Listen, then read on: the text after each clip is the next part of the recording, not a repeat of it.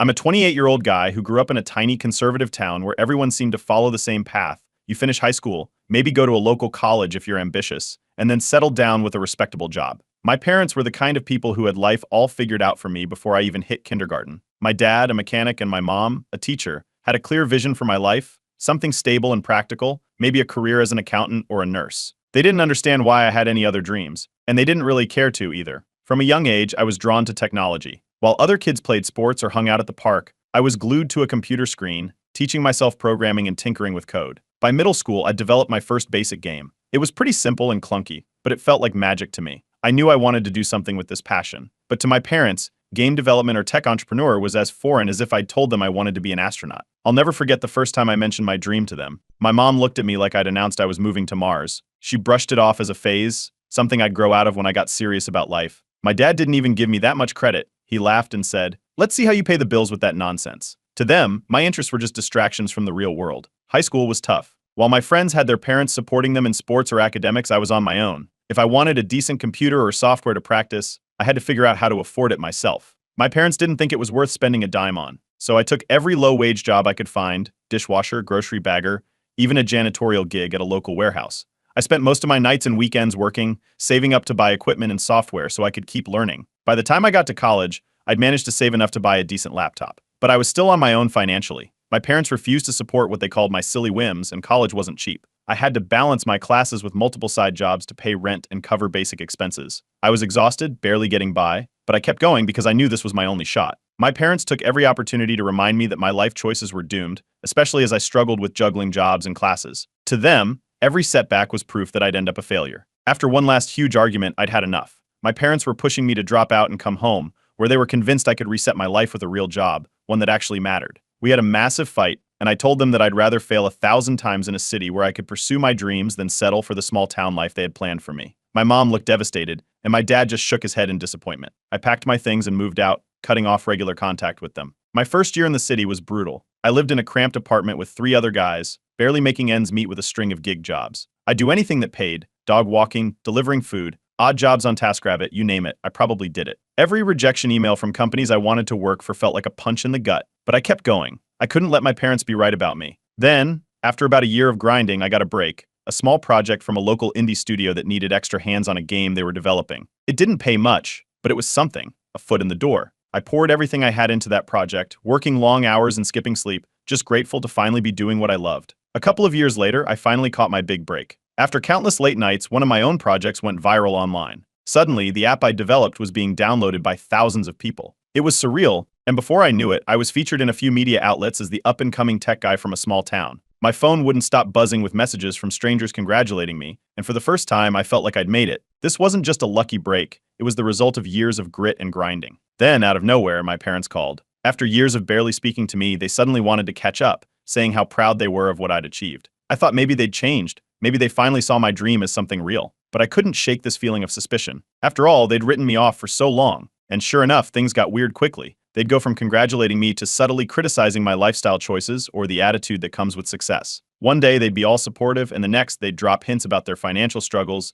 suggesting that it was only fair for me to help them out now that I'd made it big. At first, I tried to keep it cordial. I thought I could just brush off the strange comments and try to build some kind of relationship with them. But soon, their hints turned into outright demands. They started saying I owed them for everything they'd done, that I wouldn't have achieved anything without the foundation they'd given me. It was like they'd rewritten our entire history in their heads, turning themselves into these selfless, supportive parents who'd sacrificed everything for my success. And that's where the real story begins. Update 1. After my parents started hinting about financial help, things escalated fast. Suddenly, every conversation with them turned into a guilt trip. They'd bring up moments from my childhood I barely remembered. Little things, like how my dad had skipped a weekend fishing trip because I had the flu, or how my mom had worked extra shifts to afford my clothes for school. Each call felt like it was designed to make me feel indebted. According to them, all these sacrifices were what allowed me to succeed, and they'd hint that it was only fair I start giving back. Then one evening, they dropped a bombshell. They were in serious financial trouble, apparently on the verge of losing their home due to some bad decisions. My mom described it like they were holding on by a thread, and that if I didn't step in to save the family, they'd lose everything.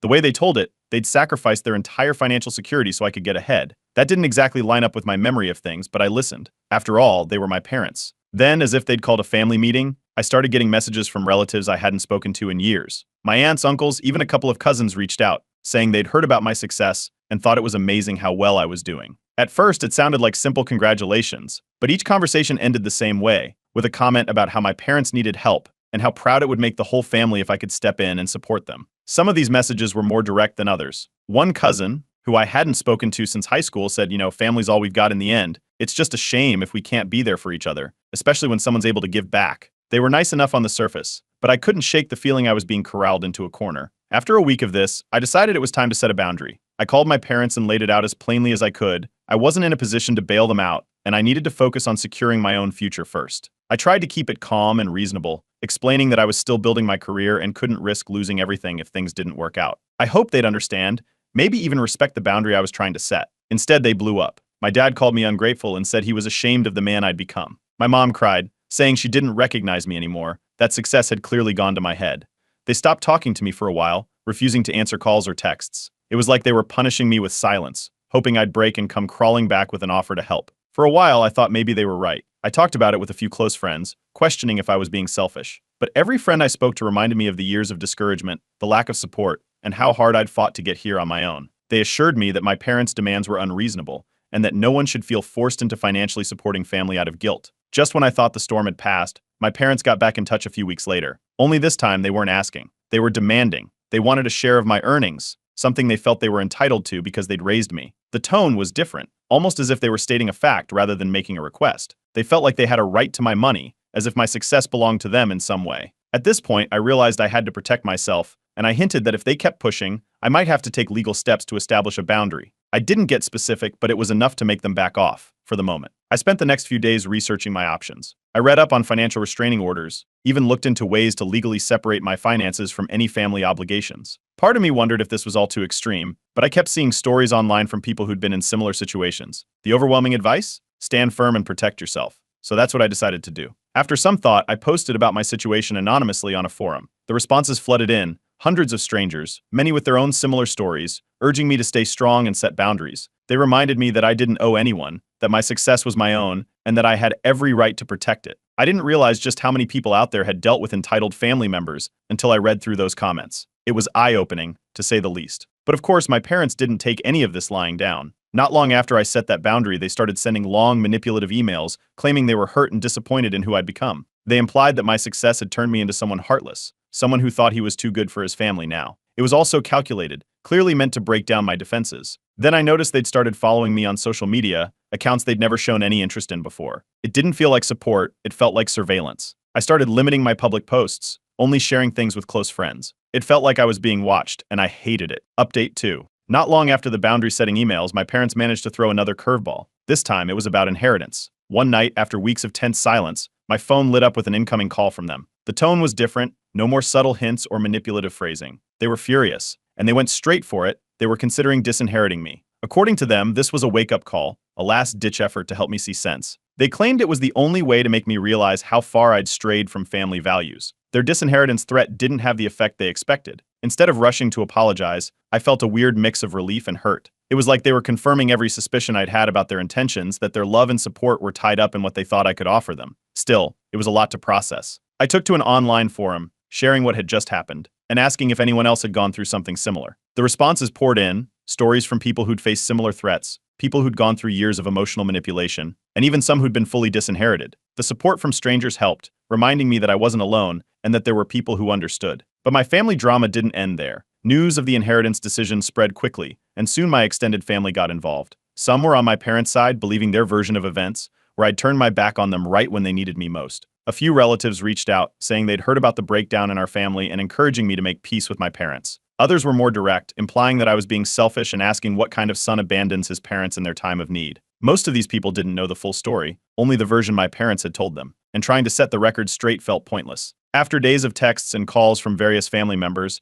I decided it was time to cut off the chaos completely. I blocked my parents' numbers and limited contact with anyone in the family who kept pushing me to reconcile. I needed a break from the constant guilt trips and emotional manipulation. At that point, focusing on work and staying away from the family drama was the only way I could think to move forward. Then, a week later, they found another way to reach me. An old family friend contacted me, saying she'd received a heartfelt letter from my parents, asking her to mediate and help them restore the family. She read parts of it to me over the phone, and every line was focused on how broken-hearted they were over our lack of contact. But as I listened, it was clear that the whole point of the letter was the same as before. They wanted money. The letter wasn't about reconciliation, it was about control and convincing me to support them financially. After that call, I realized it was time to get some outside perspective. I talked to my therapist, who'd already been helping me process all the twists and turns. She pointed out that every time I'd tried to set a boundary, my parents had ignored it, finding new ways to pull me back in. This wasn't normal parental concern, it was manipulation. Having that clarity made it easier to keep my distance. But then came a new kind of warning. A few days after I'd cut off contact, I got an anonymous message. The person claimed to be a family friend who wanted to look out for me, saying they'd overheard my parents talking about exploring legal options to get access to my money. I wasn't sure how serious it was, but it was enough to make me reconsider my own protection. So I took the message to a lawyer. We went through all the possible scenarios, and they reassured me that, legally, my parents didn't have much ground to stand on. But they suggested I take a few steps to safeguard my assets, just to be safe. I started looking into setting up a trust fund, something that would protect my finances from any unexpected claims. After setting up the trust, I chose two of my closest friends as trustees. They were people I'd known for years, people I trusted completely. This way, I knew my finances were in safe hands, even if my parents tried to find a loophole. The trust fund became my final line of defense, ensuring that my hard-earned money was protected and out of reach from anyone who might try to manipulate their way into it. With that, I decided to write one last letter to my parents. I kept it straightforward, explaining that I'd made a permanent decision to take control of my own life, and that, from here on out, I wouldn't be offering any financial help or support. I asked them to respect my boundaries and told them that, for my own well-being, I'd be going no contact. It wasn't an easy letter to write, but it felt like the closure I needed. Since then, I felt a strange sense of peace. Knowing I'd taken all the steps I could to protect myself made it easier to move forward. I accepted that my parents may never understand my choices or support the life I've built. In some ways, they were never really part of this journey, even when I was struggling to make ends meet. It was freeing, knowing that I didn't have to keep explaining myself or worrying about what they'd do next. I kept my distance from family and focused on the things that mattered, my friends, my career, and building a life that felt true to me. It's not perfect, and the memories still sting sometimes, but at least I'm free from the constant demands and guilt trips. And maybe that's the best closure I could ask for. Update 3. After I set up the trust fund and went fully no contact, I thought that might finally be the end of it, but it turned out that my parents had other ideas. They took to social media, turning our family drama into a public spectacle. Suddenly, posts started popping up from my mom, painting a picture of me as this ungrateful son who'd abandoned his struggling family after becoming successful. According to her posts, I had turned my back on the people who'd sacrificed everything for me, leaving them to face hardship alone. At first, I tried to ignore it. I thought it was just another attempt to get my attention and that they'd stop when they realized it wasn't working. But the posts kept coming, and before long, people from my hometown started commenting on my parents' posts, showing sympathy and anger toward me. Most of them only knew my parents' side of the story, and they didn't hesitate to accuse me of being selfish, saying I'd forgotten where I came from. It didn't take long for the backlash to reach me directly. People I hadn't spoken to in years sent me messages, some angrily telling me I was a disgrace for treating my parents this way, others expressing disappointment in what they'd heard about me. Old classmates, distant family members, even a few people from my high school, people who had no idea what had actually happened, were convinced I was some kind of villain.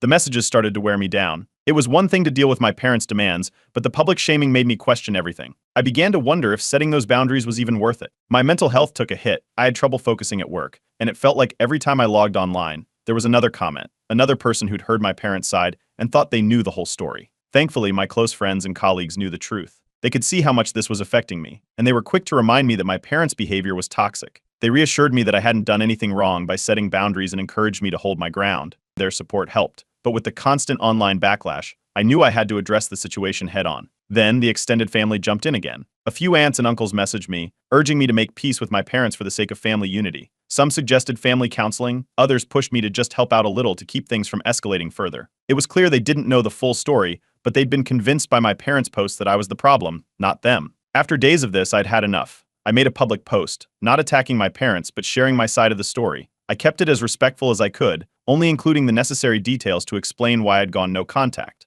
I mentioned how I'd struggled financially on my own for years, how my parents had refused to support my career and dismissed my goals as unrealistic, and how they'd only started reaching out after my success became public. I didn't go into every detail, just enough for people to see that there was more to the story. To my surprise, the post gained traction. It went viral, and a lot of people from my hometown started commenting, saying they hadn't realized what was really going on. For the first time, some of the community's support shifted to my side. Many people expressed sympathy, telling me they understood my need for boundaries and applauding me for standing up for myself. But my parents didn't back down. Instead, they doubled down, escalating their posts even further. They claimed they'd done everything for me, and that they deserved financial support as repayment for all the sacrifices they'd made. Their accusations became increasingly wild, even hinting that they might take legal action to get financial support, claiming they had a right to my success.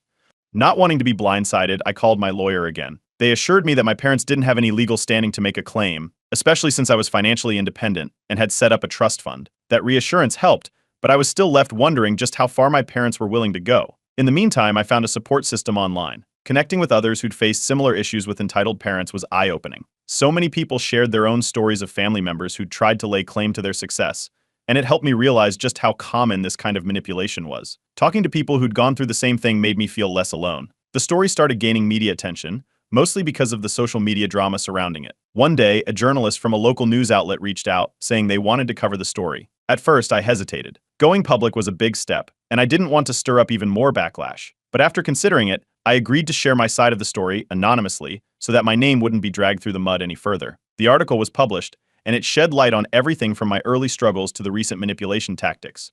The journalist captured the complexity of the situation, highlighting the family dynamics without casting judgment. Once the article was out, the response was mostly positive. People seemed to understand what I'd been through, and for the first time, the tide of public opinion was truly shifting in my favor. My parents, however, were furious. Their local support started to dwindle as people questioned their behavior. They lost the support of some family members who hadn't known the full story before. But even then, they continued trying to contact me, attempting to explain themselves in long, emotional messages. Finally, I realized that I'd done everything I could to set the record straight. I wrote a final letter to my parents, explaining that I would no longer be in contact with them or any family members who continued pressuring me for money. I made it clear that my decision was final and that I was moving on. It was a difficult choice, but I knew it was the only way to truly protect myself. With that, I took the last step in cutting ties. For the first time, I felt like I could finally move forward without looking back. Update 4. After I sent that final letter, I felt an overwhelming sense of relief. Cutting ties had been one of the hardest decisions of my life, but it was also necessary. For the first time in a long time, I felt like I could breathe. I threw myself back into my work, and I started reconnecting with hobbies and friends I'd neglected while dealing with all the family drama. Life was peaceful, and I finally felt like I had a fresh start. Then, just as things were calming down, I got an unexpected visit from a private investigator. He approached me at my office, introducing himself and explaining that my parents had hired him. They claimed they wanted to reunite the family, but he was there to gather information about me. He seemed a bit uncomfortable, saying he hadn't realized the full situation when he took the job. He apologized for the intrusion, handed me his card, and said I could contact him if I had any further issues. The visit shook me. The fact that my parents would go so far as to hire someone to dig into my life felt like a serious invasion of privacy. It also made me realize just how determined they were to get what they wanted. They'd gone from emotional manipulation to online shaming, and now this. I realized I had to take additional steps to protect myself, not only from their demands but also from any future attempts to intrude into my life. I contacted my lawyer again, explaining what had happened with the private investigator. We discussed my options, and she recommended filing a protective order. It wouldn't only prevent my parents from contacting me directly but also bar them from hiring third parties to gather information about me. I agreed, and we started the paperwork, keeping a record of the investigator's visit as evidence. Around this time, my career was taking off in ways I hadn't expected. New partnership offers were coming in, and I'd even been invited to speak at a couple of industry events. My reputation was growing, and it felt like I was finally being recognized for the work I'd poured my life into. I was grateful for these new opportunities, but as I became more visible, I worried that my parents might try to use my growing public profile against me. In therapy, I talked about this fear, as well as the realization I'd come to about my family. I'd always thought that, eventually, they'd understand and respect my boundaries, but I was starting to accept that might never happen. My therapist helped me see that it was okay not to have a close relationship with family if it meant protecting my own well-being. This was a big step for me, and it felt like a weight was lifting as I learned to let go of that expectation. But the family pressure didn't entirely disappear. A few cousins reached out, apologizing on behalf of my parents and suggesting I consider reconciling. They felt uncomfortable with the division in the family and wanted things to go back to how they'd been before. I appreciated their intentions, but I made it clear that I was standing firm on my boundaries. It was tough, but I knew I couldn't let the cycle of manipulation start again. I also realized that I needed to set boundaries with friends and colleagues. While most of them had been incredibly supportive, a few would bring up the family situation in casual conversation. I didn't want to be the guy with the family drama forever, so I asked them to avoid discussing it unless I brought it up. Surprisingly, everyone respected this, and it made work and social gatherings feel like safe spaces where I didn't have to constantly relive the conflict. As my success grew, a new worry crept in: sabotage. I knew my parents had already gone to great lengths to undermine me in other ways, and I couldn't help but wonder if they'd try to spread rumors or disrupt my professional reputation. To get ahead of any potential issues, I tightened my online security, making all my social media profiles private and adjusting the privacy settings so that only close friends could see my personal posts. I also informed my lawyer, who advised keeping a record of any suspicious activity that might come up. Around this time, some fans and followers started reaching out with messages of support. They'd seen my story online and shared how inspired they were by my resilience. Hearing from these strangers helped remind me that I wasn't alone in dealing with complicated family dynamics. Their encouragement was a welcome reminder that there were people rooting for me to succeed on my terms. The protective order went through smoothly, legally preventing my parents from further contact or hiring anyone else to investigate me. When news of the order circulated, it caused quite a stir back in my hometown. People started questioning my parents' behavior, and their public image took another hit. It was a strange feeling, knowing that people were finally seeing their manipulation for what it was, but I stayed focused on moving forward. Despite everything, some family members continued to reach out, this time with apologies. They admitted they hadn't understood the full story and offered their support. A few of them even expressed regret for having pressured me in the past. It felt good to hear these apologies, and while I wasn't rushing to rebuild those relationships, I appreciated the honesty. For the first time, it felt like I could start rebuilding connections with those who genuinely understood and respected my boundaries. With the family drama finally at a distance, I noticed a shift within myself. I'd become more self-reliant and confident in my decisions, and I realized that this journey had forced me to develop a strength I hadn't known I possessed. Setting boundaries had been difficult, but it had also empowered me to take control of my life in a way I hadn't before. Now, I'm focusing on my work, my friendships, and the healthy relationships I've built along the way. It's not perfect, but it's real, and it's mine. Update 5. After everything, I finally felt like I was stepping into a new chapter. With the protective order in place and all contact from my parents cut off, the chaos had settled. The peace felt strange at first, like I was still waiting for the other shoe to drop, but over time, I began to relax into it. I could finally focus on myself, my career, and the relationships that truly mattered to me. Along the way, I found an online community of people who dealt with similar family situations, stories of boundary setting, manipulation, and choosing independence. Connecting with people who understood the struggle gave me a sense of belonging I hadn't felt before. We shared advice, encouragement, and it felt reassuring to know I wasn't alone in this. During this time, I met someone. We started out as friends, but there was an instant connection, and soon it grew into something more. For the first time, I felt like I could be completely open about my family situation without judgment. They understood the importance of healthy boundaries, respected the space I'd created, and supported my journey. Being in a relationship where I didn't have to constantly explain myself or justify my choices was refreshing, and I began to realize how much stronger I'd become through all of this. Professionally, things were also going well. I hit a major career milestone, one I'd dreamed of but never quite believed I'd reach. I got a promotion, and one of my projects gained national recognition. It was surreal, standing there in the spotlight, knowing all the work and struggle that had brought me to this moment. But the best part was that this success was entirely my own. There was a sense of pride and fulfillment that no one could take away from me. But just as I was feeling grounded in my new life, my parents made one last attempt to reach me. Out of nowhere, a mutual family friend sent a message saying my parents wanted to talk and clear the air. They had gone through so many channels to try to get to me that this felt like the last trick in the book. Without hesitation, I blocked the number and moved on. I didn't need closure from them. I'd already found it on my own. Through therapy, I'd finally reached a place where I no longer felt anger or resentment toward my parents. Instead, there was just indifference. I realized they might never change, and that was okay. I didn't need their validation or their understanding. I'd found my own way forward, and that was enough. As my story continued to spread, younger professionals and friends started reaching out to me for advice on handling difficult family dynamics. I hadn't expected this, but I found myself mentoring a few people who were going through similar situations. I shared my experiences openly, hoping to offer them the clarity I'd once needed. It felt good to turn something painful into something useful, to help others find strength and make decisions that honored their well-being. Curious about my family's history, I decided to dig a little deeper into our past. Through conversations with relatives and old family friends, I started to piece together a pattern of behavior that stretched back generations. Manipulative, controlling tendencies seemed to have passed down the line, and while it didn't excuse my parents' actions, it gave me a strange sense of closure. I saw that my choice to break away wasn't just about me, it was about ending a cycle that had been repeated for far too long. Over the next few months, I found myself building what I like to think of as a chosen family. My closest friends, my supportive partner, and a few relatives who genuinely respected my boundaries formed a circle around me. For the first time, I felt surrounded by people who wanted the best for me, not for what I could give them, but for who I was. It was a healthy, balanced support system, and I knew I was lucky to have it. With the past behind me, I started setting new personal goals. There was so much I wanted to accomplish, and for the first time, I felt completely free to pursue my dreams without the shadow of family drama hanging over me. I had a clear path forward, filled with hope and optimism, and it felt like anything was possible. Looking back on everything, I felt an unexpected sense of gratitude. Yes, it had been difficult, and the journey had tested me in ways I hadn't imagined, but I'd learned resilience, self-worth, and the power of setting boundaries. I'd built a life entirely on my own terms, and there was a deep pride in knowing I'd achieved success without compromising my values. It took a long time, but I had finally found closure. I'd faced every tactic, every attempt to break down my boundaries, and I had come out stronger. Now, as I looked forward to the future, I felt confident that I could handle whatever came next. This was my life, and I was living it fully, surrounded by people who respected and valued me for who I was. For the first time, I felt truly free.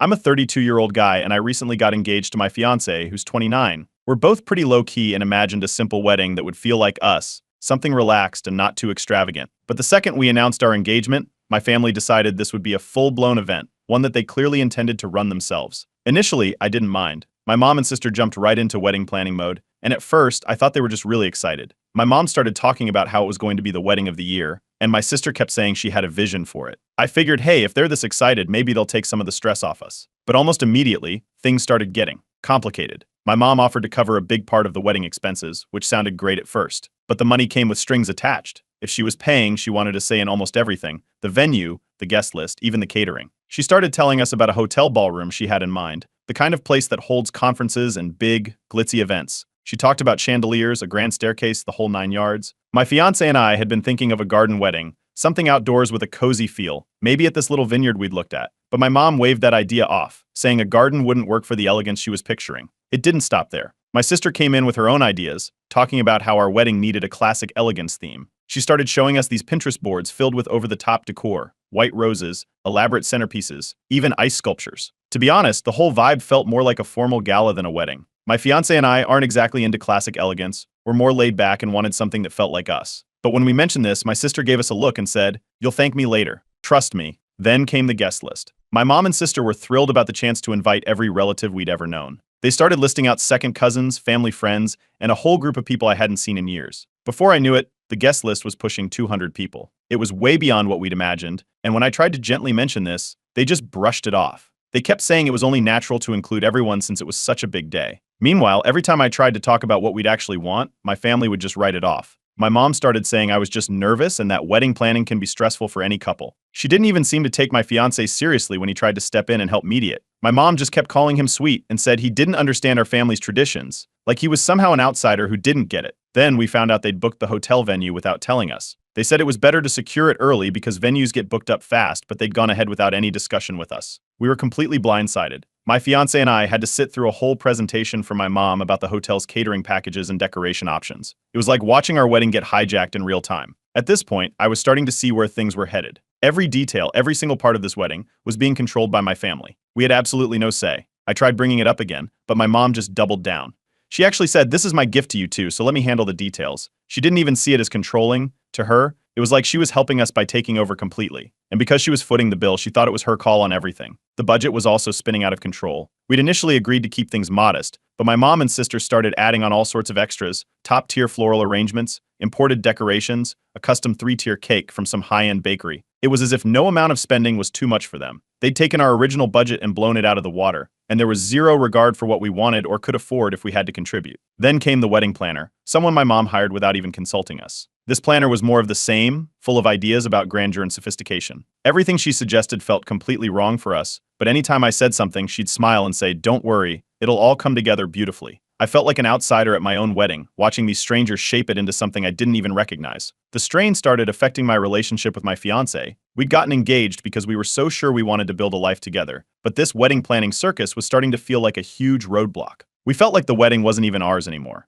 After yet another fight about some detail we had zero control over, we decided to take a weekend away, just the two of us. We needed to regroup, think about what we wanted, and figure out how we were going to deal with all of this. By the end of the weekend, we were clear on one thing: we couldn't go on like this. This wedding had turned into something that didn't reflect us at all, and if we didn't take a stand, we'd end up just going along with someone else's plan. We decided to give my family one final ultimatum: either they respected our boundaries and let us take back control, or we'd walk away and plan our wedding on our own terms. It was a tough call, but we both knew it was the only way we'd have a wedding that actually meant something to us. Update 1. After our weekend away, I knew it was time to lay down some boundaries with my family. My fiancé and I were on the same page. If this wedding was going to be ours, we'd need to take control back. So I called a family meeting and told them flat out that we needed to make some changes. My fiancé and I wanted the wedding to reflect who we were, and that meant scaling back on the extravagant plans they'd put together. Right away, my mom looked shocked, and then the backlash started. She launched into a speech about how ungrateful I was for all the help she was giving us. My sister chimed in, too, saying we'd never be able to afford a decent wedding without them. They kept reminding me of all the money they'd invested in this event, as if we owed them. Every suggestion I made was countered with a reminder of how they'd been planning this for months, and how I had no idea how weddings worked. But my fiancé stood beside me, not backing down, which really strengthened my resolve. He told them that we'd actually done a lot of research on what we wanted, and that this wedding was for us, not for the family. But instead of calming things down, that only made it worse. My mom then started accusing him of turning me against them, which was completely off the mark. She made it sound like he was some outsider meddling in family business. The next thing I knew, extended family members started calling. My aunts, uncles, even cousins reached out to talk some sense into me. They were trying to get me to keep the peace and go along with the plans, as if the whole situation was just a minor misunderstanding.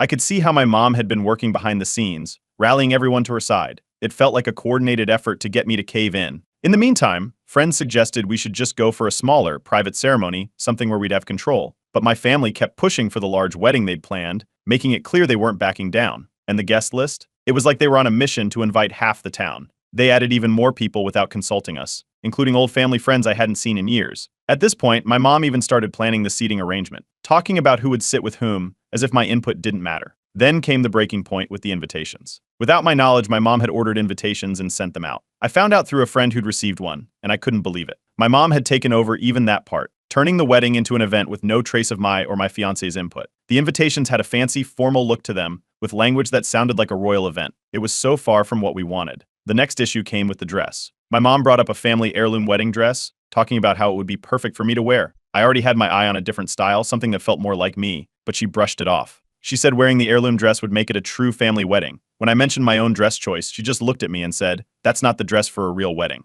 Things escalated when my mom made financial threats, saying that if I didn't go along with their plans, they'd pull all the funding they'd offered. She knew how tight our budget was and used it against us, implying we'd never be able to afford anything remotely as nice without their help. At this point, it felt less like an offer and more like leverage to get us to agree with everything she wanted. Adding to the chaos, my family hired a string of vendors without our input. Florists, caterers, a DJ, none of whom we'd chosen. It was almost like my mom was crafting her dream event and forgot whose wedding it actually was. Every day, it felt less and less like it was our own celebration. I didn't recognize a single detail anymore, and even my friends started asking if I was okay, noticing how the wedding seemed nothing like us. My relationship with my mom deteriorated fast. Every conversation turned into an argument, and it got to the point where I dreaded answering her calls. She couldn't understand why I wasn't thrilled with her vision, and I couldn't make her see that this wasn't the wedding I wanted. I reached out to my fiance's family for advice, and they were supportive, encouraging us to do what made us happy, even if it meant stepping away from my family's plans entirely. Finally, I broke down. I realized that this wasn't our wedding anymore.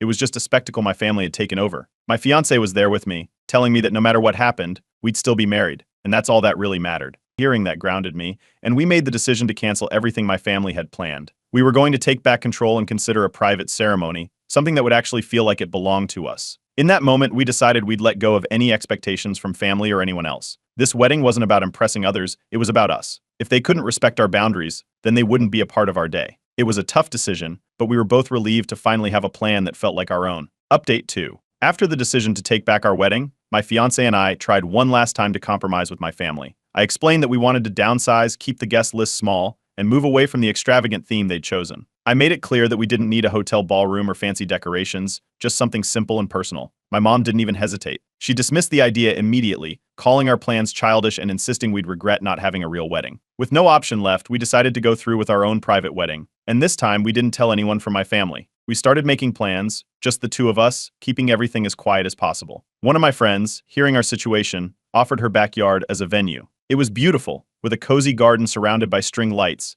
and it was exactly the intimate setting we'd wanted from the beginning. With the venue sorted, we pooled our savings to cover the rest of the expenses, steering clear of any financial support from my family. It felt good to rely on ourselves and friends for this. We made a budget that fit what we could afford, and it was amazing how much less stressful it was to plan without my family's interference. Our guest list was next. We cut it down to our closest friends, a few from my fiance's family who understood the situation, and a couple of coworkers. It was a small group, but each person on that list had been supportive through the entire ordeal. We didn't need a crowd, we just wanted people who genuinely cared about us. Then came the dress. I went out and bought it alone, not telling my mom or sister, just enjoying the freedom of choosing something that was mine. I found a simple dress that I loved, something that felt perfect for the kind of wedding we were planning. I could finally picture myself walking down the aisle without the weight of my family's expectations. I left the store that day with my dress hidden in a garment bag, thrilled to have this little piece of the wedding that was completely ours. We handled all the arrangements in secret. We booked a caterer recommended by friends and chose a simple menu of finger foods and small plates, a perfect match for the relaxed vibe we were going for. Decorations were kept to a minimum, just a few flowers and personal touches that our friends helped us set up. The whole planning process felt light and easy, a total contrast to the nightmare my family had created. Once everything was in place, we set the date. We picked a weekend just a week before the wedding my family was still planning. It was the only way to keep everything under wraps and avoid any chance of someone finding out. Every day, we were counting down silently, keeping our heads low, and trying to avoid any family interactions. I dodged calls, skipped family dinners, and ignored endless texts about our wedding plans. It was tough, but the excitement kept me going. The only people who knew about the actual wedding date were our closest friends, who swore to keep it secret. They were supportive in ways I hadn't expected, helping us prepare while keeping my family in the dark. Every time we gathered for a planning session, it was like a little celebration of freedom. We shared laughs, stories, and memories, knowing this was going to be a wedding that was truly ours. As the day approached, I found myself filled with a mix of excitement and nervousness. We were about to have the wedding we wanted, but I couldn't ignore the thought of my family's reaction when they eventually found out. It was like a quiet storm brewing, but I tried to focus on the positives. My fiancé and I had waited for this moment for so long, and now we were about to make it happen on our terms. Finally, with everything set, we were ready to move forward. The dress was hanging in our closet, the backyard was prepped and ready, and our friends had everything in place. It was a wedding stripped of all the drama, all the control battles, and left with just what we'd wanted from the start, a day that was about us. That countdown was the longest yet most satisfying week. Each day felt like a victory, as we kept our plans hidden and prepared for our day. We'd avoided family confrontations and all the manipulation that had come with the big wedding. We'd stayed true to what mattered, and knowing we'd get to share this with the people who actually cared about us was all we needed. When the day finally arrived, it felt surreal.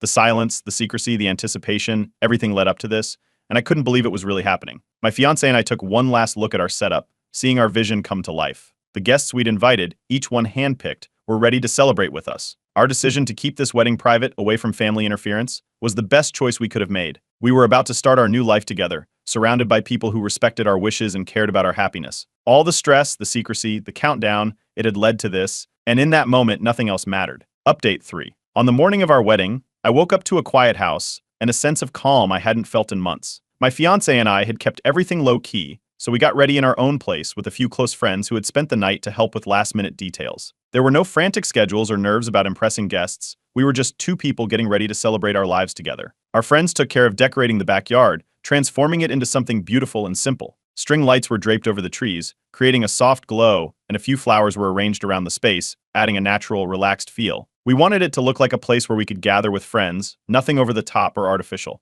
The quiet setup gave everything a cozy feel, like we were preparing for a special evening, rather than a grand event. As I slipped into my dress and my fiancé put on his suit, there was a sense of nervous anticipation between us. This was the day we'd dreamed of, even if it was happening differently than we'd originally imagined. Standing in front of the mirror, I took a deep breath, reminding myself that this was exactly what we wanted, an intimate day, free from pressure. We had written our own vows, something we'd decided on months ago, and had kept them private until now. I tucked my small note with the vows into my pocket, excited to share words that would mean something only to us. That personal touch felt like the final piece that made everything right. Just before the ceremony started, my fiancé's family arrived. They had known about our plan all along, and their support meant everything. They'd watched us struggle through the family chaos and understood why we wanted to keep things private. Knowing they were there, quietly supporting us, was a huge comfort. As we waited to start, I couldn't help but feel a pang of sadness that my own family wasn't there. The decision to exclude them hadn't been easy, but standing in the peaceful, simple setup we'd created, I knew it was the right call. This day was about love, support, and happiness, not drama or control. With a nod from one of our friends, it was time to begin. The ceremony was brief but filled with emotion.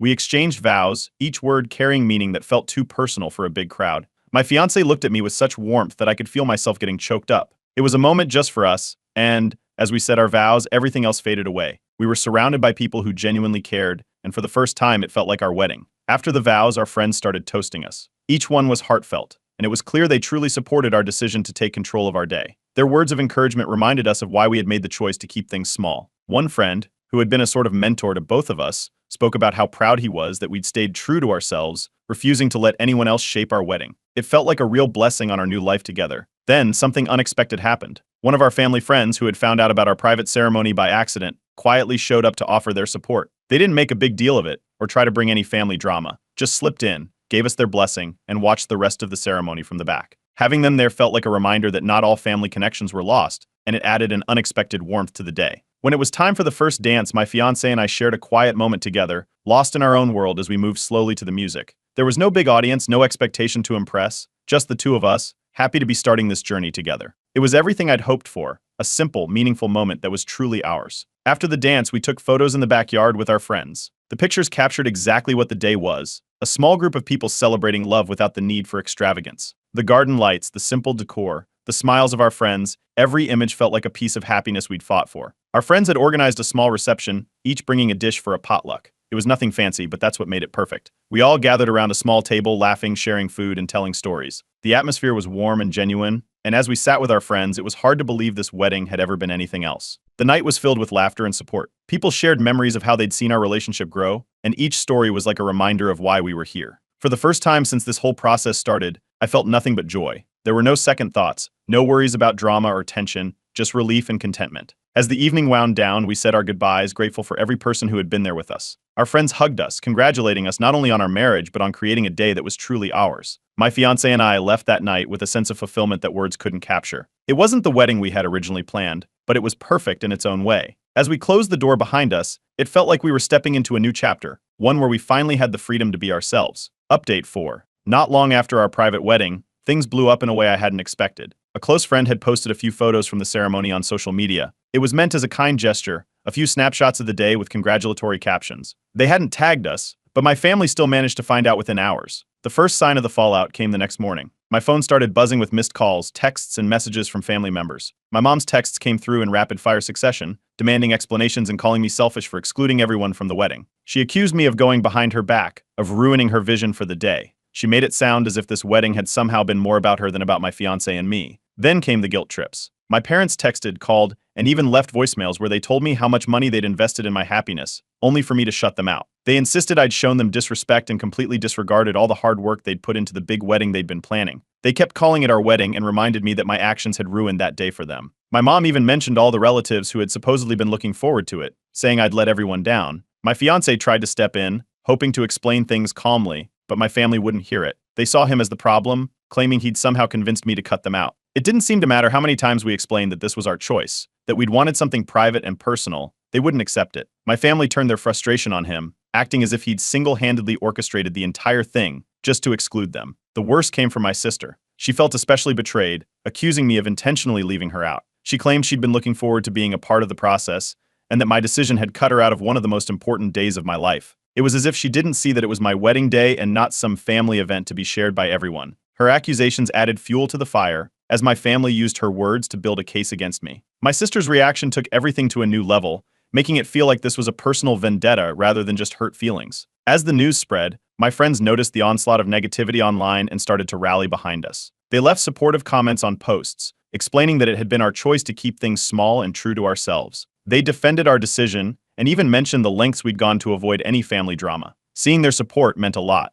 especially when my family kept escalating things, but it didn't stop the backlash. The extended family began taking sides. Some sent private messages of congratulations and understanding, saying they respected our decision and wished us happiness. Others, however, joined the public criticism, with some distant relatives jumping in to say how disappointed they were that they hadn't been included. It felt surreal, watching as something so personal became a source of gossip and division within the family. Suddenly, our wedding was everyone's business, and every relative seemed to have an opinion on it. My fiancé's family stood by us unwaveringly. They knew the story and saw how much we'd struggled just to have a day that felt like ours. Their support meant everything and made it easier to tune out the noise, even as my family's online posts became more aggressive. Seeing my family air out their frustrations in such a public way was painful, but my fiancé's family was a source of comfort, helping us stay grounded through the storm. Then came the online spectacle. My mom and sister, in particular, started sharing posts about how hurt they felt, turning it into a form of public shame. They wrote about how I'd excluded my own family and how I'd betrayed them by going behind their backs. The comments started flooding in, with people we barely knew chiming in, and it was impossible to keep up. Every scroll felt like reopening a wound, but we chose not to engage. We refused to let it spiral any further. Despite the mess, there was a part of me that felt an immense relief. We'd done what we set out to do, we'd taken control of our day, and made it about our relationship, not everyone else's expectations. Seeing my family's reaction, though hurtful, confirmed we'd made the right choice. It became clear that if we'd gone along with their plans, the wedding wouldn't have been about us at all. Eventually, my parents delivered an ultimatum. They wanted an apology,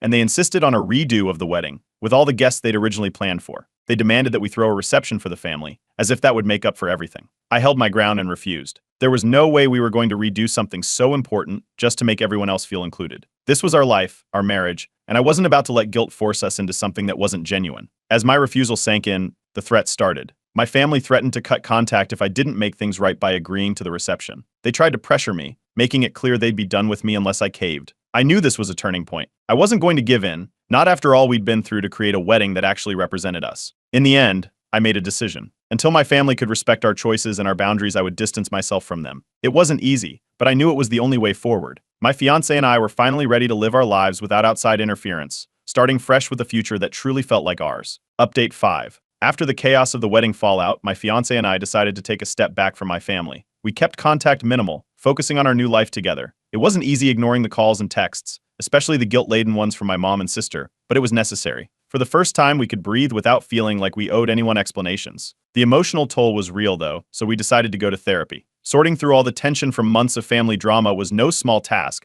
but having a professional perspective helped us work through everything. Therapy gave us the tools to rebuild boundaries with family while reinforcing the bond we'd built together. Our friends, who'd supported us through every twist and turn, continued to be there for us. They reassured us that our decision to stand firm was right and reminded us of how far we'd come. They didn't just disappear now that the wedding was over. They stayed close, sharing advice and laughter, and helping us adjust to married life. It felt good to have that support, especially when family was still distant. As life settled, my fiancé and I hit new milestones. We started looking for a house, planning for the next chapter in our lives. Searching for a place we could truly call our own was exciting and felt like a symbol of everything we'd accomplished together. Each step we took felt like building on a solid foundation, free from the family drama that had tried to overshadow us. Then, unexpectedly, a few family members reached out to encourage reconciliation. My cousin sent a message saying she understood why we'd done things the way we had, and even suggested we all meet to smooth things over. It was clear not everyone in the family was on the same page as my parents and sister. The support from these extended family members surprised me, and while I wasn't ready to jump back in, I appreciated their understanding. Eventually, my mom attempted an apology. She texted me saying she'd been under a lot of stress during the wedding planning and hadn't meant to take over. The message was more an explanation than an apology, with her blaming the wedding stress for everything that had happened. While it wasn't the sincere acknowledgement I'd hoped for, it was a start. She wanted to move past it, but I made it clear that any future relationship would have to respect the boundaries we put in place. As months passed, I allowed limited interactions with my family. I kept them short and light, observing if any real changes were happening.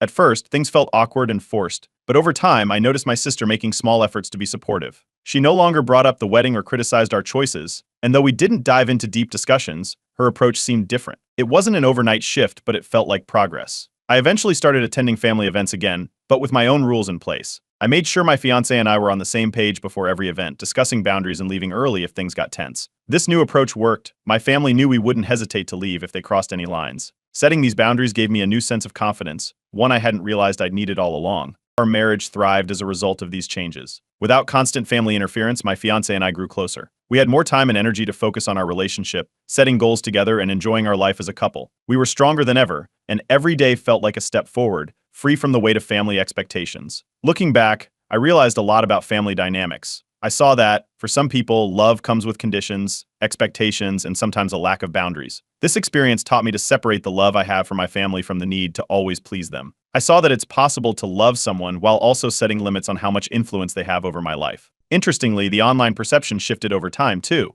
Initially, people were quick to take sides, with some family members even stirring up drama on social media. But as more people heard about why we'd chosen to keep things private, support for our decision grew. Friends, extended family, and even some online strangers reached out to back us up, sharing stories of similar experiences. The more people understood our side, the less fuel there was for my family's public complaints. Eventually, the noise died down, leaving us with only those who genuinely respected our choice. The final reconciliation with my family didn't come all at once. Over time, they started to respect our boundaries, understanding that we weren't going to let them dictate our lives. My mom stopped pushing for things to be her way, and my sister started to accept that we had a different approach to life. It wasn't perfect, but it was peaceful, and for the first time in a long time, family gatherings didn't feel like a battlefield. By the time we moved into our new home, things had settled into a balance I hadn't thought possible. We had our space, our boundaries, and a newfound respect for my family. We no longer had to fight for our autonomy, and our relationship with my family became something healthier, built on mutual understanding rather than control. Starting fresh, we now look forward to family gatherings with a different outlook. We know there are boundaries in place, and both sides respect them. For us, it was a hard journey but worth every step. The experience had tested us but ultimately gave us the life we wanted, one where family and love could coexist with respect.